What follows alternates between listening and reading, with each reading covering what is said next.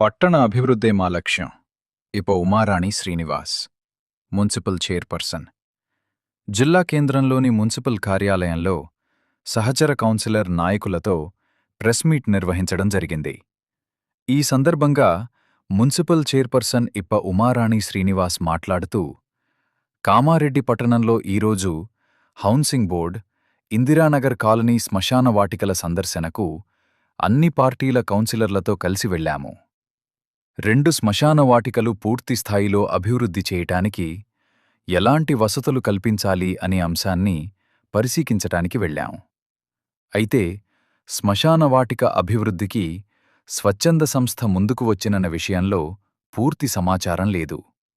ఒకవేళ ఏ స్వచ్ఛంద సంస్థ, చంద సంస్థ పట్టణంలోని అభివృద్ధి పనుల విషయంలో ముందుకు వస్తే మేము స్వాగతిస్తాం. కాంగ్రెస్ ప్రభుత్వం వచ్చాక టుఫీడ్కో నిధుల ద్వారా 2 శ్మశాన వాటికల అభివృద్ధికి రూపాయలు 1.30 కోట్లు మంజూరయ్యాయి. వాటితో శ్మశాన వాటికల అభివృద్ధి కోసం డిపిఆర్ తయారు చేయాలని నిర్ణయించడం జరిగింది. అంతే తప్ప ఇందులో ఎలాంటి రాజకీయం లేదు. పార్టీలకు అతీతంగా కామారెడ్డి పట్టణ అభివృద్ధికి కట్టుబడి ఉన్నాం. అంతిమంగా పట్టణ అభివృద్ధే మా లక్ష్యం. శ్మశాన వాటికలు.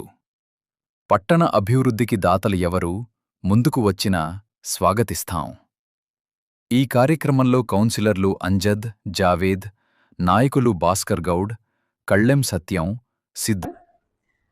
మేమీరోజు పొద్దున శ్మశాన వాటికల విజిటింగ్కి వెళ్ళినాం. మేము అంటే పార్టీలకు అతీతంగా అందరూ కౌన్సిలర్లతోని మున్సిపల్ తరపు నుండి విజిటింగ్కి ఈరోజు అందరం వెళ్ళడం జరిగింది. పొద్దున చేస్తా అన్నా కానీ ప్రభుత్వమే కాకుండా ప్రైవేట్గా కానీ స్వచ్ఛంద సంస్థలు కానీ ఎవ్వరు చేస్తా అన్నా కానీ మేము పార్టీలకి అతీతంగా అందరూ కలుపుకొని పోయి ప్రత్యేకంగా వాళ్ళని వెళ్ళి కలవడానికి కూడా మేము సిద్ధంగా ఉన్నాము. మాకు ఏంటంటే కామారెడ్డి అభివృద్ధి జరగడమే కావాలి కాబట్టి మేము ఎవరిని అంటే సపోర్ట్ చేయకుండా వాళ్ళతోని వీళ్ళతోని కలవకుండా మేము ఏముండము. ఎవ్వరు హెల్ప్ చేస్తానా మేము పోతాము. వాళ్ళందరికీ మేము కృతజ్ఞత కూడా చెప్తాము. మాకు అందులో బాధ ఏం లేదు.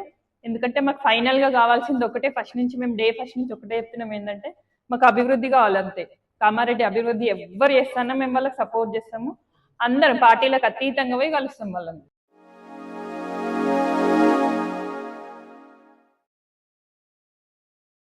Like, comment, and subscribe.